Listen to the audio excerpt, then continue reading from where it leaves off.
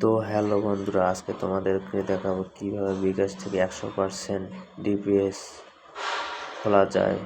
তো সেই ভিডিওটাই দেখতে থাকুন কিভাবে ডিপিএস খুলবেন বিকাশ অ্যাকাউন্ট থেকে। প্রথমে যাবেন সেভিং, এখানে ক্লিক করার পর নতুন অ্যাকাউন্ট খুলুন, এখানে ক্লিক করবেন। নতুন ডিপিএস খুলতে চান, নতুন সেভিং, নতুন অ্যাকাউন্ট খুলুন, এই অপশনে ক্লিক করতে হবে। ক্লিক করার পর এখানে ইসলামিক অ্যাকাউন্ট ডিপিএস, ইসলামিকে কম ইন্টারেস্ট থাকে, ডিপিএসে বেশি ইন্টারেস্ট পাওয়া যায়।